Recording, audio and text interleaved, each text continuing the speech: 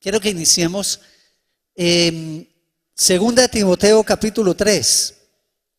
Segunda de Timoteo capítulo 3. En el versículo 1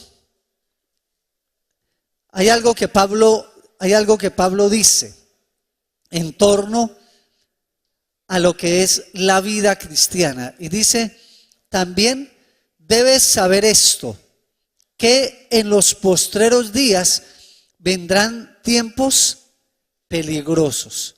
¿Cuántos han oído por ahí últimamente ciertas cosas que nos hacen pensar que estamos en esos tiempos, no? Como que se ha alborotado todo al mismo tiempo, y hay noticias acá. Esta semana a mí me golpeó tremendamente esto que sacó la clínica Valle de Lili, que ha sido realmente un ejemplo y un modelo para Sudamérica, una de las mejores clínicas en cardiología. Pero esta semana me sorprendió es por el anuncio que hicieron de la primera clínica de género, abiertamente, y con todo eso que usted puede llamar allá y puede entender. Y cuando uno oye eso, cuando uno ve todo esto que ha estado pasando con los chamanes en plazas públicas, todo lo que se ha estado dando, uno dice, ¿qué estamos viendo? Por eso el Señor dice, vendrán días peligrosos, tiempos peligrosos, porque así la gente quiera. A veces hay personas que hoy en día, con toda la persecución y todo esa guerra que el enemigo, una guerra espiritual, pero que se traduce hacia la vida cotidiana, donde el enemigo en ese momento está en un plan de querer tergiversar y querer dar una imagen del cristianismo, que es lo que estamos viviendo en el país, y no solamente en Colombia, sino en América Latina, porque esto es todo un plan en el orden cósmico, en el orden espiritual, que se traduce a América Latina y a las naciones, porque hay una guerra de ideas. Estamos en guerra de ideas. La guerra de hoy no es una guerra bélica, aunque lógicamente con los yihadistas y todo eso que estamos viendo, es una guerra que cada día se vuelve más y más a nivel global. Antes nos imaginábamos a los yihadistas y todo esto que tenía que ver en las montañas, por allá, en todos esos países del oriente, y uno oía de las bombas, uno oía esa guerra santa por allá. Pues ya hoy en día está en nuestros países todo el crecimiento que se ha dado tan impresionante. Y resulta que al ver aún todo eso, hoy tenemos que entender que hay una guerra que se está dando de ideas. Queramos o no, el mundo se sostiene por principios espirituales, y la gente y los gobernantes gobiernan desde su creencia, lo acepten o no. Todo gobernante que tiene la oportunidad, o tiene más que la oportunidad, tiene el deber de representar unos derechos civiles, unos derechos de una sociedad. Esa persona que se para allí a legislar, va a legislar realmente desde sus valores morales o no. Si son personas que no tienen valores morales, que no son valores de acuerdo a la palabra de Dios, van a legislar desde su propio ser, porque finalmente nuestro caminar, nuestras decisiones son gobernadas por nuestras creencias, por lo que pensamos. Por hoy en día hablamos de una guerra de ideas. Por eso hablamos hoy de la cosmovisión, hablamos de la formación. Y por eso Pablo nos dice aquí, porque habrá hombres amadores de sí mismos, avaros.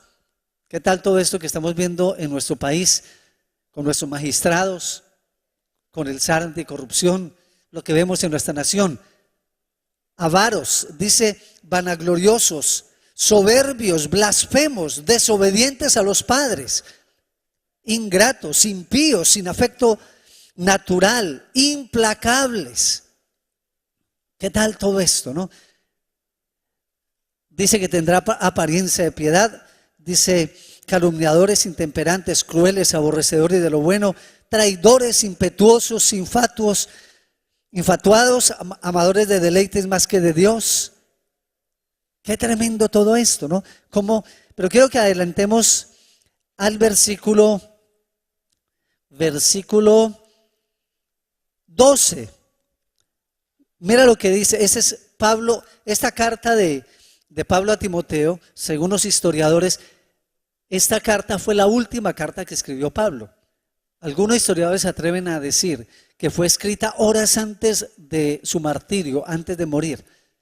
Quizás la aproximación está oscila más o menos en 3 meses, pero si viéramos el Nuevo Testamento no fue escrito, las cartas paulinas no están puestas en el orden cronológico, sino esta segunda de Timoteo sería la última, porque fue la última que escribió Pablo.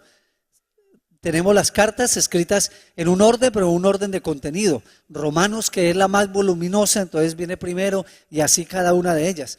Pero Timoteo es la última. Y mira lo que le dice Pablo a Timoteo en el versículo 12. Y también, finalmente como la conclusión que le da, y también todos los que quieren vivir piadosamente en Cristo Jesús, ¿qué dice? Padecerán persecución. Mira lo que dice el apóstol Pablo: todo el que quiera vivir piadosamente, de una u otra manera, los que quieren vivir de una manera piadosa, una vida consagrada, una vida que agrada a Dios, les tengo una noticia. Si tú quieres vivir una vida como esas, más vale que te prepares porque habrá persecución. Si tú estás en una universidad, donde hoy en día la universidad que está viviendo de valores con tanto relativismo, con una forma de vida sin Dios, sin ley, estamos en una sociedad que hoy en día se habla de una sociedad post-cristiana, se habla de una sociedad que inclusive hablar del cristianismo, hablar de Dios, hablar de ciertos valores que trajo el cristianismo a la sociedad, prácticamente se ha vuelto casi que, nos hemos vuelto casi que ciudadanos de tercera categoría. Y además porque tenemos una presión de los medios de comunicación en Colombia claramente y abiertamente. Vemos cada vez en los programas de televisión como los valores que se han profesado son valores que en este momento hay una lucha que sabemos que viene desde los mismos infiernos, viene desde las mismas esferas celestiales. Es una guerra espiritual, una lucha para que realmente el ateísmo, la tiranía y todo lo que tiene que ver con esa imposición que hemos visto sobre nuestra nación y sobre América Latina, porque no hablamos solo, eso no solo lo estamos hablando nosotros, eso está a nivel internacional, vemos una presión. Por eso tenemos que entender y saber como iglesia esto, que los que quieran vivir piadosamente en Cristo Jesús padecerán persecución. Eso es lo primero que Pablo le dice a Timoteo. Timoteo, ten en cuenta esto. ¿Tú quieres ser un buen cristiano? Por ser un buen cristiano te van a perseguir. Puede ser a nivel como estudiante, tal vez si tú estás en un colegio vas a recibir persecución, te van a querer ordenar y como vemos hoy en día, van a traer materiales, quieren que tú enseñes ciertas ideas y pensamientos contrarios a la palabra de Dios. Tú verás si quieres ser una persona piadosa, porque si lo vas a hacer, tienes que ser consciente que habrá persecución.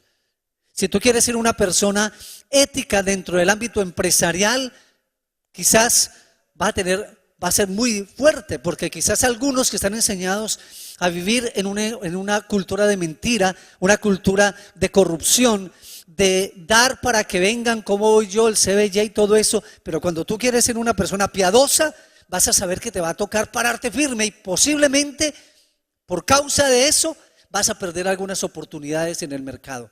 Pero si tú eres una persona piadosa, tienes que ser consciente, hay un precio que pagar. ¿Quieres ser un joven que te guardes, un joven que puede mostrarle al mundo que es posible vivir para Dios de una manera consagrada, de una manera como es debido? Vas a ser perseguido, se van a burlar de ti, va a haber siempre. Esta semana hablaba con un joven que me decía, uy, pastor, es que eso en la universidad es demasiado fuerte, todo lo que le ofrecen a uno, las mujeres cómo se ofrecen. Hermano, vas a ser perseguido por eso, porque si tú tienes convicciones, vamos a tener que parar. Y lo primero que dice Pablo hacia la realidad en los tiempos es que primero habrá persecución. Segundo dice, más los malos hombres y los engañadores irán ¿qué? De mal en peor. ¿Por qué irán de mal en peor? Porque ellos van a ser, dice que los engañadores irán de mal en peor, engañando y siendo engañados. Ese es el mundo en que estamos. Cada vez lo vemos, la televisión lo afirma. Personas que engañan terminan realmente siendo víctimas de su propio invento, de su propio estilo de vida. Pero, por eso le dice a Timoteo, pero tú persiste en lo que has aprendido y te persuadiste, sabiendo de quién has aprendido. Y hay algo muy clave aquí en el versículo 15. Y que desde la niñez, lo que estamos hablando ahora de la familia, cuando oraban ahorita la pastora Claudia y el pastor Luisfer por la presentación de bebés, es esto, porque mira lo que el principio de la palabra del Señor. Y tú que desde la niñez has sabido las Sagradas Escrituras. ¿Cómo supo Timoteo las Sagradas Escrituras? ¿Cómo pudo él levantarse para servirle a Dios de una manera piadosa y una manera efectiva y una manera moral, ética? ¿Cómo se pudo guardar Timoteo? ¿Por qué pudo hacerlo? Porque tuvo unos abuelos, tuvo unos padres, tuvo un ambiente en el cual, mira que aquí la Biblia nos está mostrando el tipo de educación moral que recibió Timoteo. No lo recibió de la iglesia, no lo recibió de los apóstoles, sí, fue formado, pero principalmente aquí dice que esa educación la recibió ¿dónde? En casa. Dice, tú desde pequeño has sabido las Sagradas Escrituras, las cuales ¿qué? Te pueden hacer sabio para la salvación. ¿Qué es lo que nos hace a nosotros sabio para la salvación? ¿De dónde viene la salvación? ¿Qué dice la palabra allí? De las Sagradas Escrituras. Y bueno, ¿qué es lo que quiero recalcar con todo esto y la introducción de la Reforma? Es porque cuando hablamos de la Reforma Protestante, que entraré en unos minuticos a hablar de ella, tiene que ver con unas personas que después de muchos siglos de haberse perdido esa esencia de lo que Jesús vino a traer a la tierra, del mensaje de Dios para el mundo, para la iglesia, que luego permeó la cultura del Imperio Romano de la iglesia en el primer siglo. Toda esa cultura fue permeada por este principio que permeó la familia y la vida de Timoteo: la escritura en casa, la oportunidad de leer, de conocer las escrituras. Por eso vemos en ese contexto en que vivió Jesús, fue un contexto demasiado fuerte. Cuando Jesús vino, vemos que había una cultura demasiado fuerte, una cultura permeada por la tiranía. Estaba leyendo esta semana un libro de un hombre, me encanta, estaba leyendo mucho de él, es un español excelente historiador, 150 libros ha escrito, tiene como 4, él es, no solo posgrados, tiene unas maestrías tremendas, y él escribe mucho acerca de la historia del cristianismo. Entonces, César Vidal se llama él, el que le interese, los libros de él son excelentes, y hay 2 libros en particular que se llaman La herencia del cristianismo y el legado de la Reforma, de lo que voy a hablar hoy.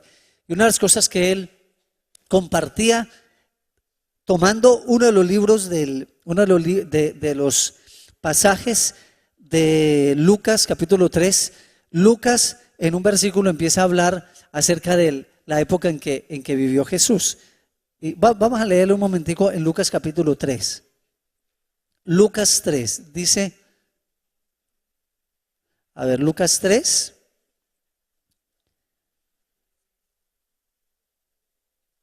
Aquí nos está hablando nos muestra la clase de vida. Lucas 3 dice, el apóstol, el evangelista Lucas era un gran historiador, un médico historiador. Y él escribe de una manera demasiado descriptiva, inclusive hicieron un estudio acerca de los grandes historiadores a partir desde el primer siglo, tomando a Claudio Josefo y todos esos historiadores, comparándolo con Lucas, y Lucas obtuvo un premio, bueno, no Lucas porque ya ni modo que lo reclamara, pero sí un reconocimiento acerca del gran historiador que es él. Y mira lo que dice en el versículo 1. En el año 15, es que él da aquí un poco de descripciones, del imperio de Tiberio César, siendo gobernador de Judea Poncio Pilato. Mira, ya vas a hablar. Él comienza hablando la estructura piramidal de la época grecorromana.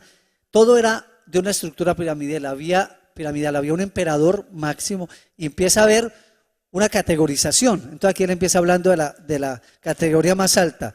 el imperio, dice el 15º del imperio de Tiberio César, siendo gobernador de Judea Poncio Pilato, y Herodes el tetrarca. Herodes era el máximo, luego seguía Poncio Pilato, luego estaba Tiberio César, dice que era Herodes el tetrarca en Galilea y su hermano Felipo en tetrarca en Iturea, y de la provincia de Traconite, y Lisanias, tetrarca de Albinia. Bueno, siendo sumos sacerdotes Anás y Caifás. Quiero describirle algo muy corto acerca de quién era, en este caso, quién era el primer en ese mundo, cuál era.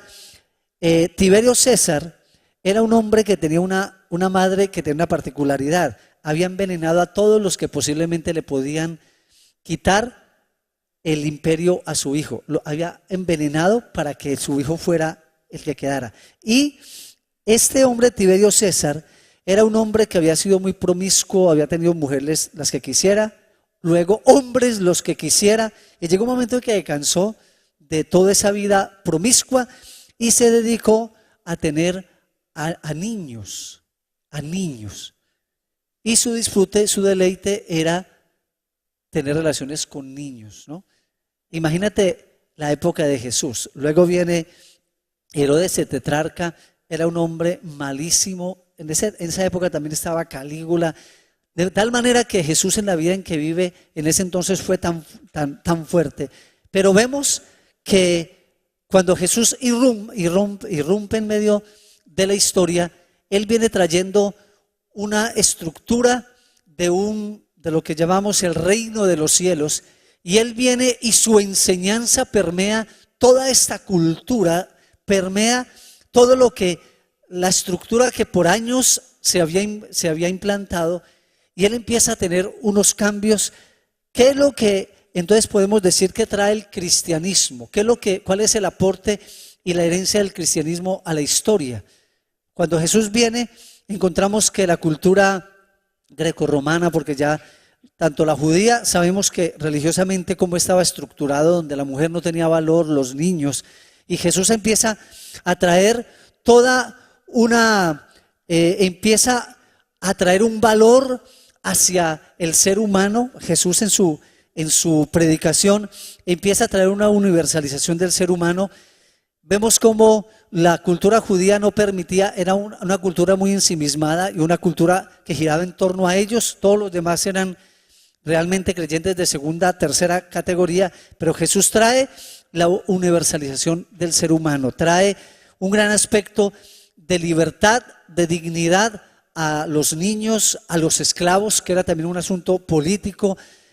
Él también trae una dignificación, y podemos decir que Él trae una libertad hacia la opresión de la mujer. Él, de hecho, también atraviesa toda la cultura y los límites sociales, aún del Imperio Romano, que había estratificado, y en esa estratificación la mujer hacía parte de lo último. De hecho, era tan fuerte en el Imperio Romano el lugar de la mujer valía tan poco que dicen los historiadores que a veces las alcantarillas de Roma, las alcantarillas se tapaban por las mujeres que habían sido botadas en la basura. O sea, cuando tenían hijas, mujeres, como eran esclavizadas y eran realmente por debajeadas tanto, los padres, mamá, papá, cuando era niña, la botaban. Imagínate una cultura como tal. Sin embargo, 20 siglos después, vemos lo que trajo el cristianismo desde el Imperio Romano, trayendo realmente una conquista a esa cultura y una transformación desde la época de Jesús, luego de la historia, hasta el punto más adelante en que vemos que los países fueron transformados, porque hubo un equipo que se llamó los Reformadores. Viene desde Martín Lutero. Sabemos que ya estamos el 31 de octubre, vamos a celebrar los 500 años de la Reforma. ¿Qué es la Reforma? Un grupo de pensadores, había de toda clase de profesionales, había magistrados, educadores, padres de familia.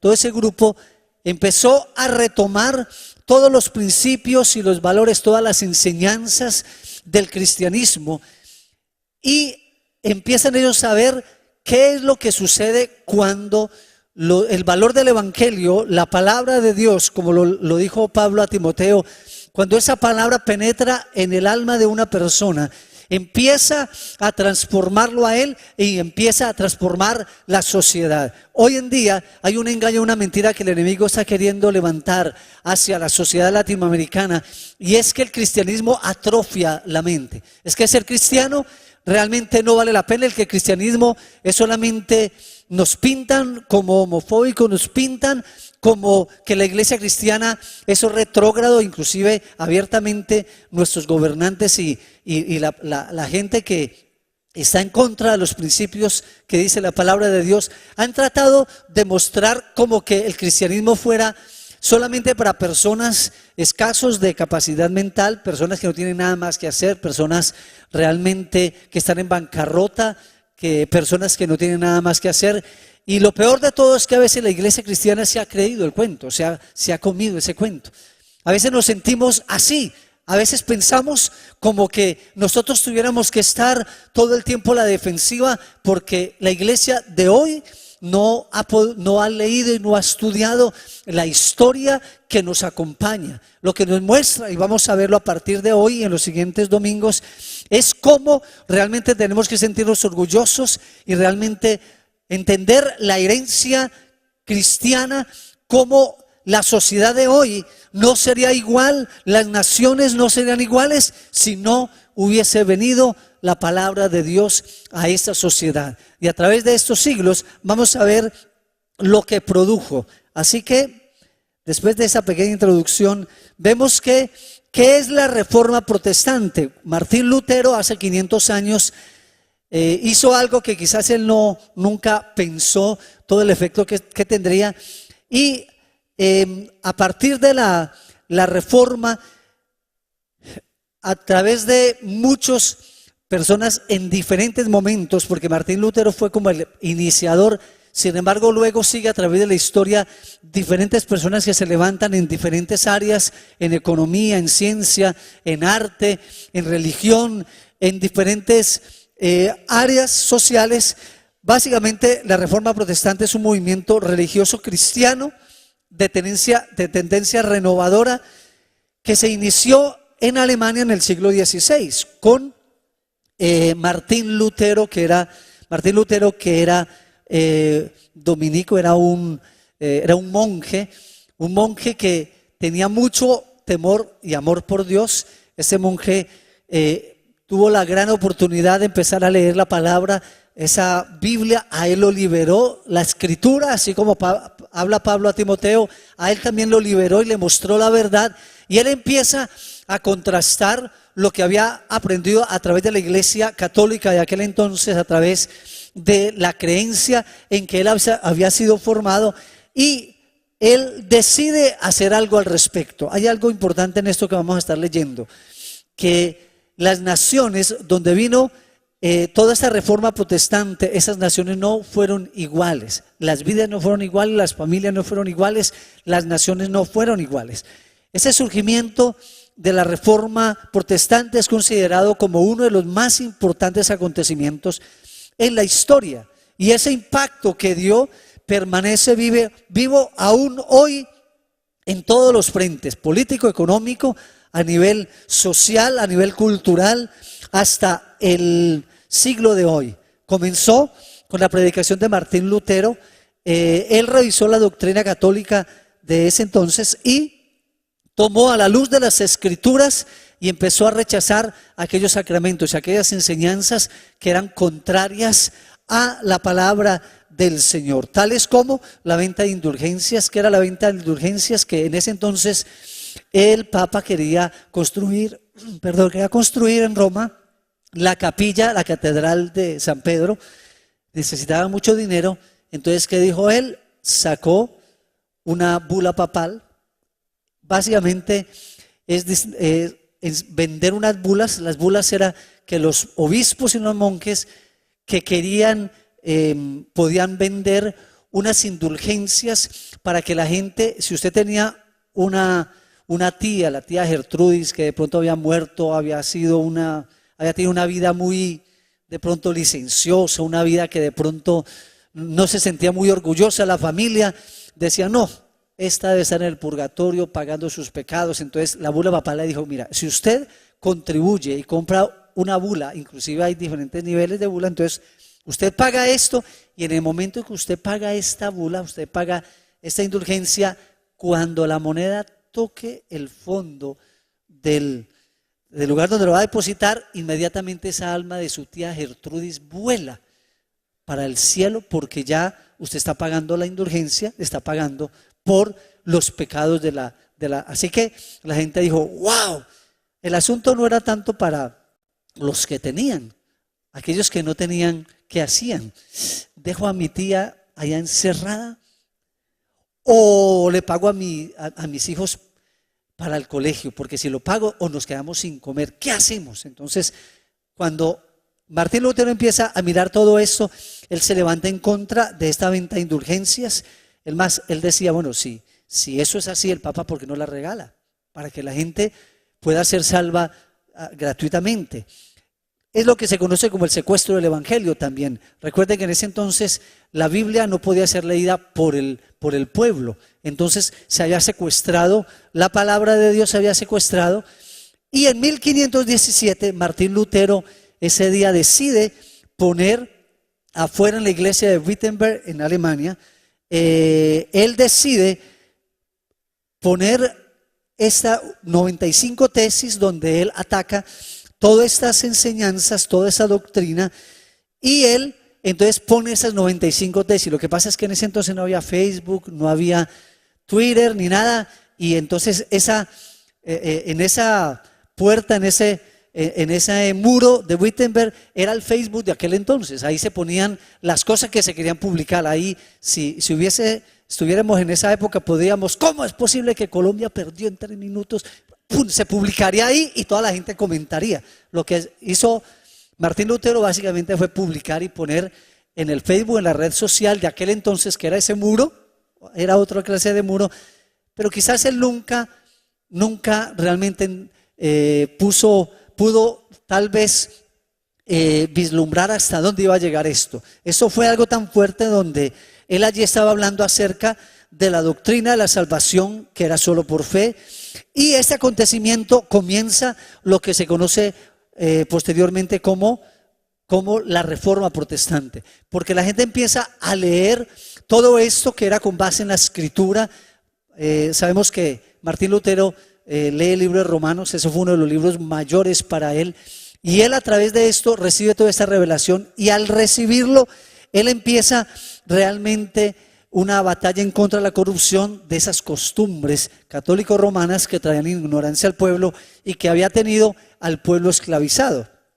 Él empieza a denunciar esa sed de riquezas que había en el imperio en aquel entonces, la vocación con que se carecía, en fin, empieza a rechazar la autoridad papal como la única y la máxima autoridad. Cabe entender que cuando hablamos de la autoridad papal es porque las leyes estaban escritas para el pueblo, pero el Papa estaba por encima de las leyes. Él estaba por encima de toda autoridad humana, él era la autoridad máxima y suprema, y él compara y dice, pero ¿cómo así que hay una cabeza de la iglesia cuando la Biblia dice que la cabeza es Cristo Jesús? No puede haber dos cabezas, esto es un monstruo, no es posible. Entonces, claramente, cuando él se levanta frente a todo esto, divide el mundo de aquel entonces entre los que creían y seguían caminando con toda la iglesia católico romana, con todo el imperio y la fuerza que viene desde el imperio romano,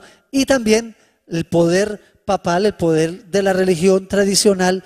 Así que se divide en dos, Europa se divide en dos: los seguidores de la Reforma Protestante, que cada vez empiezan a aumentar, y sin embargo comienza en lugares demasiado pequeños. Eran países demasiado pequeños, eran países pobres, países esclavos, países que podíamos decir, pero así como cuando Jesús, ¿acaso de Nazaret puede salir algo bueno? En ese entonces podemos decir, ¿acaso de estos países como podemos decir Ginebra, todos esos países, Holanda, esos países anglosajones que eran pequeños en comparación con la Italia de aquel entonces, con España, con todo lo que venía. Sin embargo, esta división empieza a coger cada vez más fuerza porque más personas se unen, entre ellas, Martín Lutero, luego vino Juan Calvino, unos siglos más adelante, que él retoma toda la reforma luterana, pero Juan Calvino va mucho más allá. Martín Lutero trajo una reforma básicamente en la fe, en la teología, pero luego más adelante lo que hace Juan Calvino y Zwinglio, que son de los más conocidos, y John Knox, es que trae una reforma que toma y transforma Inglaterra misma, transforma Alemania, Checoslovaquia, todo lo que empiezan los países del norte a tener una transformación tan impresionante en diferentes áreas. Voy a nombrar solo unos pilares teológicos que los va a compartir dentro de 8 días el pastor Luis Fernando, acerca de la reforma que afirmó un conjunto de pilares y de creencias básicas, que es lo que se conoce como realmente el legado espiritual. ¿Qué es lo que Martín Lutero buscó hacia la iglesia? Número 1, que debía ser el primer pilar. Yo tengo mi propio pilar, pero esos son los pilares de aquel entonces. Ese es el primer pilar. Dice, devolver la escritura al pueblo. Habían secuestrado la escritura. ¿Qué es? La Iglesia Católica había dicho, leer la Biblia enloquece, daña a la gente. Nosotros somos unos iluminados, unos pocos, que podemos leerla y podemos a través, véngase de a uno, por favor. Él dice, es que el tomar la escritura, solamente hay algunos que Dios iluminó y que realmente le ha dado una sabiduría tremenda, y esas personas son las únicas que la entienden. Entonces secuestraron la Biblia e impidieron que la gente leyera, y eso trajo no solamente una ignorancia espiritual, de tal manera que podían esclavizar al pueblo a través de lo que el Papa y las autoridades eclesiales de aquel entonces decidieran, porque ellos eran los que recibían la revelación, no había con qué contrastar. No solo fue eso, sino que también generó un analfabetismo también en el pueblo. La gente no leía. En aquel entonces se dice que en España solo el 10% sabía leer y escribir. ¿Sabes? Son las cosas que hizo la Reforma Protestante. Al buscar que el pueblo leyera la Biblia, ¿sabe qué era? Empezar a enseñarles a leer, porque había un analfabetismo tan alto que necesitamos. Eso es lo que hizo la Reforma Protestante. Por eso la Reforma Protestante empieza colegios públicos. El primer colegio público lo comenzó la Iglesia Cristiana.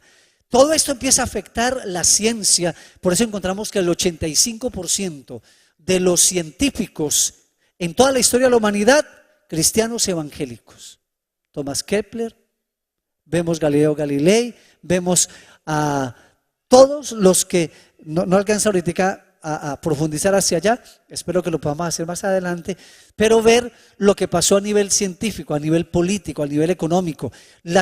Todo lo que son los países de la Reforma Protestante empezó a tener un progreso a nivel social. El nivel de analfabetismo empieza a cambiar en todo lo que era Inglaterra y en estos países del norte, de tal manera que el cristianismo no se queda solamente encerrado en un templo, solamente en una creencia, sino que empieza a haber un cambio completamente social. No solamente la gente empieza a leer, así que los que vienen a América, por ejemplo, llegan a un continente donde también había analfabetismo, pero vienen personas, no como a nosotros, que nos llegan personas de la cárcel, personas que realmente les dieron una indulgencia para que se viniera a explorar este territorio, la contrarreforma, sino que los que llegan a Estados Unidos son protestantes de la reforma, que saben leer, escribir. Los hombres que llegaron en la reforma a Estados Unidos, 85% sabían leer y escribir, eran personas alfabetas, y las mujeres, el 70% de los que llegaron sabían también. Es decir,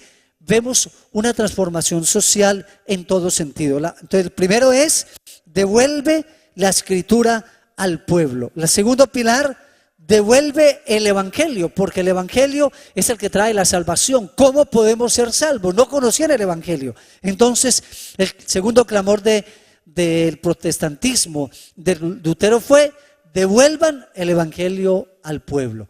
El evangelio necesita saber cómo viene la salvación, que no son por obras, no es porque seamos buenos, no podemos comprar la entrada al cielo.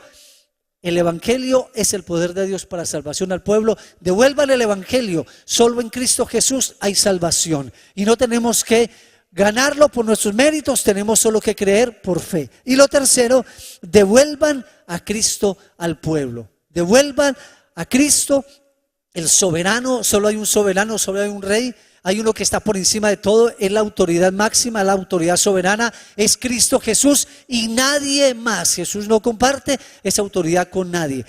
Todo ser humano es pecador, todo hombre es pecador. Entonces, a partir de allí podemos hablar de este modelo trino de la Reforma. La teología trajo una libertad al pueblo y eso se reflejó luego a nivel político y a nivel económico. ¿Por qué es importante entender esto? Cuando tú y yo valoramos la palabra de Dios, que fue lo que no pudieron las personas de aquel entonces, tú y yo la tenemos hoy en día. ¿Y en dónde está la palabra? La palabra es la única que nos trae libertad.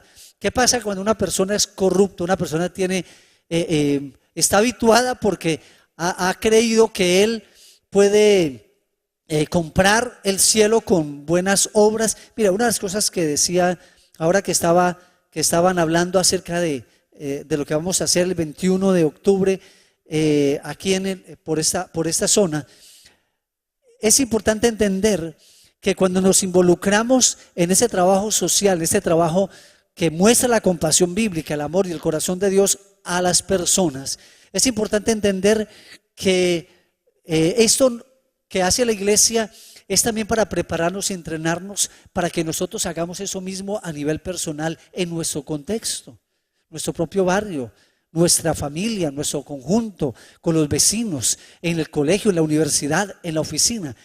Lo que hace la iglesia con esa actividad no es tratar de calmar la conciencia y decir, bueno, yo puedo, porque muchos pueden solamente involucrarse en actos como estos de benevolencia, si lo llamamos así, o de compasión bíblica, que es el amor activo de Dios por el necesitado, por los marginados y aquellos que de pronto necesitan. A veces podemos hacer solo ir, dar algo y ¡ay, qué bueno! ¿Cuándo la iglesia vuelve a hacer eso? No. Esto lo que busca es generar una compasión como la que tuvo Jesús y que nosotros lo podamos hacer a nivel como familia. Ahora Wilmer sale aquí como familia. Es muy importante ver todo ese cambio. Uno puede ver, por ejemplo, un político, alguien que conoce al Señor, y al conocer al Señor empieza él a darse cuenta, wow, pero yo, ¿qué estoy haciendo? Hace poco estaba en Mocoa y hablaba con un hombre que hace parte del plan, trabaja con el gobierno en este proceso de paz, y él está encargado de ver los proyectos sociales de transformación en Mocoa. Él, gracias a Dios, se salvó porque salió con su esposa esa noche. Él vivía cerca del barrio donde hubo más daño, el barrio San Fernando, toda la parte de San Miguel, al lado que había una subestación eléctrica, y este ingeniero que trabaja con el gobierno nacional, la esposa tiene mucha razón. Esa fue mi conclusión cuando hablé con él. La esposa le dijo, vámonos para Pitalito, que hay una fiesta de familia, una reunión, y él le dijo toda la semana que no. Ese viernes a última hora un amigo le compró la moto y le dijo a la esposa, ¿sabe qué? Vámonos pues. Y se fue con la esposa. Pues saben que si no se hubiera ido, hubiese muerto con toda su familia. La subestación eléctrica fue arrasada y arrancada por toda esa avalancha, de tal manera que su casa, en cada pieza había algo de esa subestación eléctrica. Le destruyó su casa, el carro lo habían comprado hace una semana, nunca supieron dónde quedó porque nunca apareció. Toda la casa completamente destruida. Cuando fui a ministrarle, que nos pidieron, porque ellos ya tenían empacado todo, se querían ir del pueblo, pues todo lo que se genera. Y hablando yo con él, me di cuenta cómo este hombre, estando en esta posición de liderazgo y autoridad, tanto que podía hacer, y estaba pensando en irse del pueblo, porque es que no veía qué más hacer. Eso se acabó. Y yo le dije, bueno, y si todos como tú pensaran lo mismo, ¿qué pasará con Mocoa? ¿Qué pasará? Pude compartirle un poco de la reforma, hablar de propósitos de Dios, cómo Dios guardó su vida, cómo él lo llamaban y todo el mundo pensaba que ellos habían muerto. Solo unos pocos supieron que habían salido hoy para Pitalito. Luego cuando viene y ve eso, él solo hacía era llorar y decir: Señor, gracias, porque era construida ahí su piscina, su casa, todo tan hermoso, pero ahora se lo llevó a la avalancha. En ese momento, gracias al Señor, está allá, está trabajando por el pueblo, está abrogando por proyectos que ayuden a sacar adelante al pueblo. Y es que eso es lo que pasa cuando una persona conoce del Señor.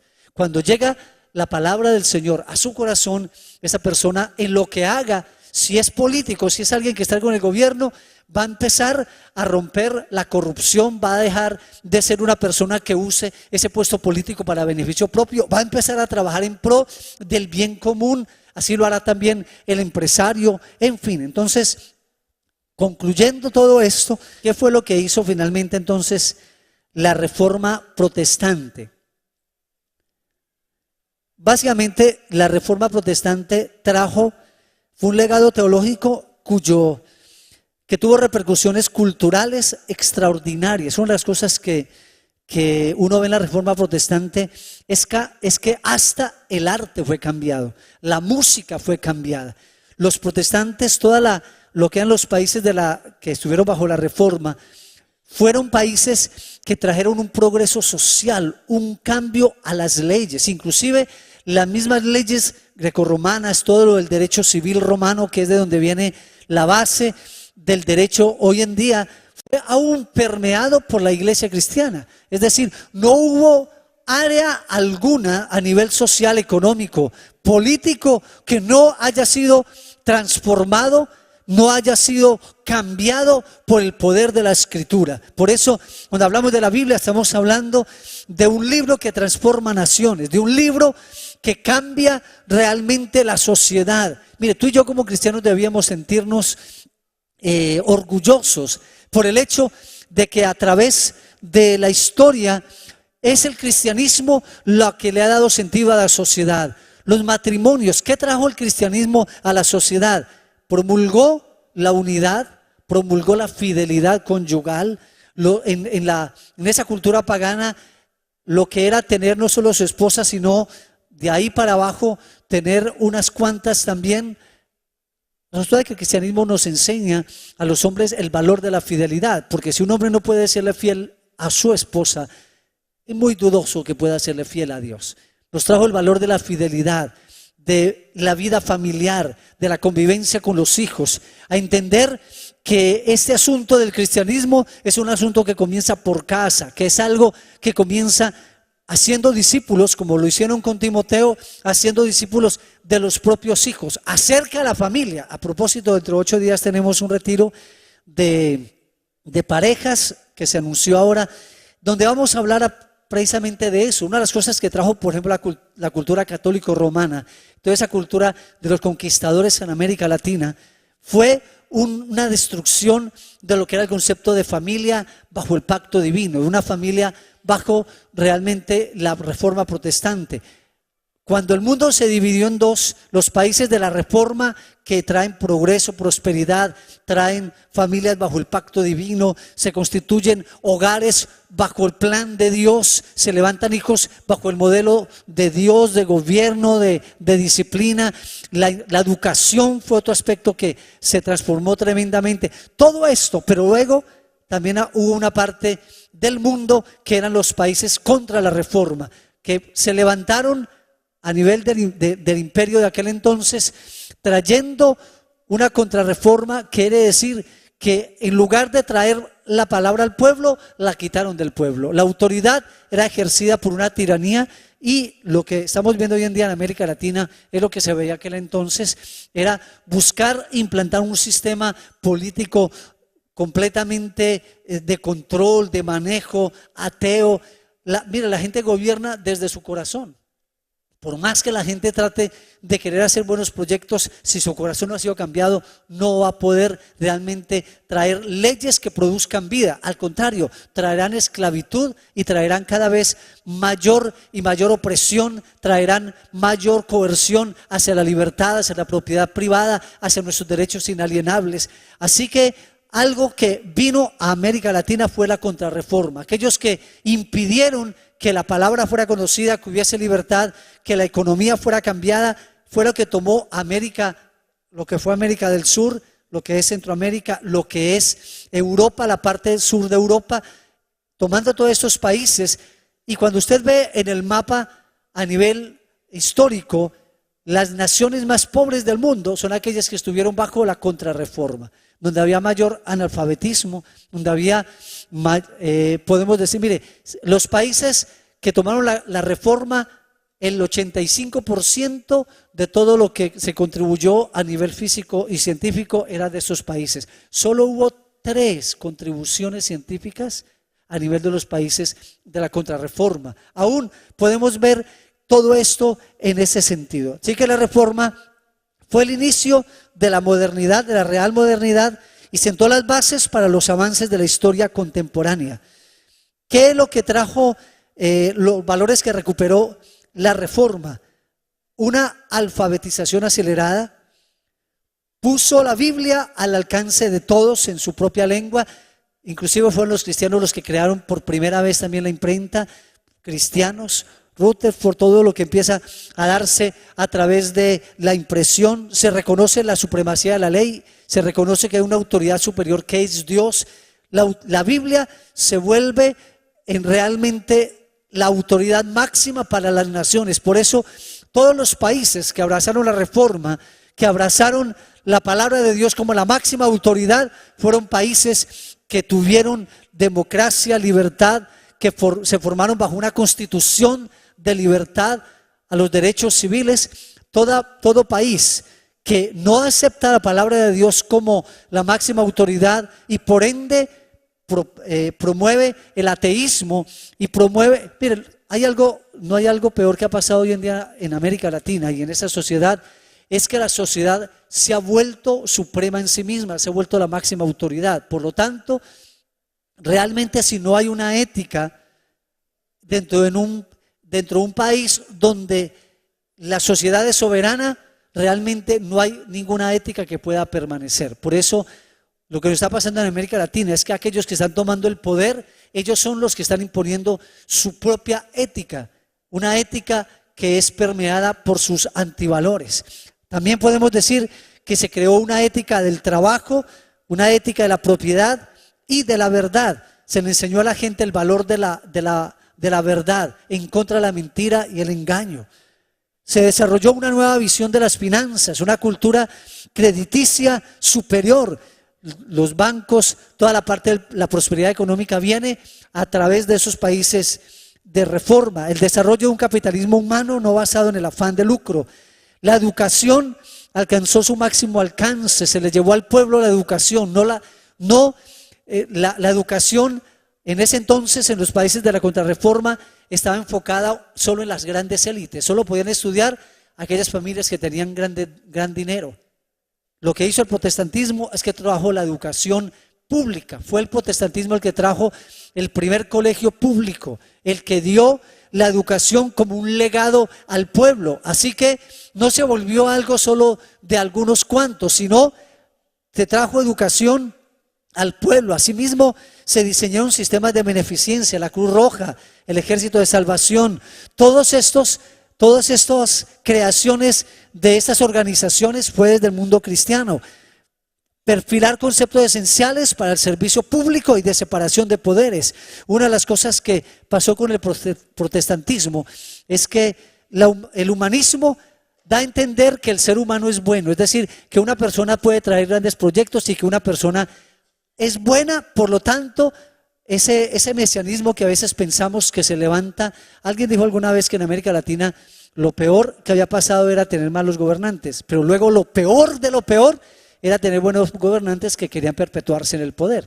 Es lo que ha pasado en América Latina. ¿Qué es lo que dice la reforma protestante? No hay una persona que sea buena. Todos tenemos una naturaleza caída. Es decir, la persona en sí misma es corrupta en su propia naturaleza. Por lo tanto, una persona no puede tener el poder absoluto en nada. Es decir, ese gobierno y ese poder debe ser separado. Por eso ellos, los protestantes en Inglaterra, tenían el poder ejecutivo una ciudad, legislativo en otro y el judicial en otro. ¿Saben por qué? Para que hubiese pesos y contrapesos. Es decir, el gran error que ha pasado en América Latina y en esos países donde se ha levantado un poder tirano ha sido que en una sola persona está todo el poder. Y es el ejecutivo el que nombra al fiscal, al que nombra al contralor, es el que nombra a cada uno, al procurador. Y eso es un gran error, porque todo el poder se concentra en una sola persona. Pero como decía uno de esos pensadores, el poder corrompe y el poder absoluto corrompe absolutamente. Necesitamos traer reforma a la justicia, pero no una justicia amalgamada, una justicia como lo que está pasando en nuestra nación, una justicia que es en el poder de unos cuantos. No, necesitamos traer lo que es la norma bíblica para que la justicia sea una justicia que vuelva al pueblo. Nuestra justicia, igual como la Escritura, ha sido realmente robada, ha sido realmente secuestrada. Necesitamos volver a traer todos esos valores y principios donde un Dios soberano, donde la Escritura es soberana, donde reconocemos que el hombre por naturaleza tiene una naturaleza caída, por lo tanto no debe ostentar un poder absoluto. Nuestros gobiernos, nuestros sistemas políticos de hoy tratan de tener un totalitarismo. Hace poco oía al ministro del Interior en el país decir: en 15 minutos aprobamos 110 normas. ¡Wow! Y él dijo, es que teníamos el poder absoluto. Y ese es el mayor error en que estamos nosotros, donde se unen y hacen un poder total. Por eso necesitamos a jueces, abogados, necesitamos personas teístas que conocen a Dios y que entienden la justicia divina, que entienden cómo es que Dios ha diseñado al mundo, cómo podemos lograr para que un país prospere, sea libre, para que promueva realmente una prosperidad y una justicia para todos, verdaderamente como lo dice la Escritura. Por eso necesitamos traer todos estos conceptos hoy en día a esta sociedad. La iglesia necesita levantarse, pero no estoy hablando solo, y con el respeto lo digo, solamente desde un aspecto político. Necesitamos permear la cultura en todo. Necesitamos que los empresarios sean empresarios con una ética clara, que valoren el poder de la verdad, de los compromisos, que tengan salarios justos. En las iglesias van personas que tienen a otros a su cargo, pero que inclusive no pagan salarios justos. Vemos empleados que no trabajan con una ética, con una libertad. Una de las cosas que trajo la ética protestante era un trabajo de excelencia, entendiendo que el trabajo era el mejor aporte al reino y que a través de la vocación podíamos traer a Dios realmente la honra y la gloria, y que la manera de trabajar nosotros con ética, cumpliendo, no solamente cumpliendo con horarios, sino trabajando con el máximo potencial que tenemos, con una actitud realmente de servicio a los demás, sabiendo que para Dios es tan glorioso y es tan honroso lo que hace un pastor, lo que hace alguien aquí, como el que está trabajando allí con un hacha, que está trabajando cortando un pasto, el que está trapeando, el que está dirigiendo una empresa. Para Dios realmente todo es sagrado. La reforma nos trajo un cambio total y social. Así que yo les invito para que podamos ir en esta serie y podamos aprender en la parte práctica cómo hoy en día podemos o necesitamos como iglesia levantarnos para que nuestra sociedad sea transformada y cambiada, y levantemos a una Colombia justa, libre, próspera, una Colombia donde Jesús sea el Señor y la autoridad máxima. Amado Padre, queremos darte gracias, oh Dios, porque sabemos que tú nos llamas a vivir de una manera piadosa, Señor. Reconocemos que los que queramos vivir de una manera piadosa, habrá persecución, pero Señor, estamos dispuestos a levantarnos y a mostrar a la nación, a mostrar a las familias, oh Dios, una nueva ética de trabajo, Señor. Necesitamos mostrar los hogares y familias, oh Dios, que viven de la manera que te agrada y que te honre a ti, Dios. Te damos gracias por todo ese legado, por toda esa herencia. Señor amado, no nos sentimos avergonzados, porque tu evangelio es el poder para salvación, para transformación de la humanidad. Queremos bendecirte, queremos darte gracias. Ayúdanos, Señor, a ser nosotros los reformadores de hoy, que podamos reformar la política, que podamos reformar la economía, que podamos reformar lo que es el tener un hogar, Señor, cristocéntrico, que podamos reformar la relación esposo y esposa, que podamos reformar la manera como educamos a nuestros hijos. Señor, ayúdanos a ser la iglesia reformada de hoy. Ayúdanos, Señor, a mostrarle al mundo que el cristianismo es el único a través de tu palabra, Dios, que trae libertad, que trae poder y que trae transformación. Te damos gracias en el nombre de Cristo Jesús. Amén, amados. Vamos en bendición a nuestros hogares.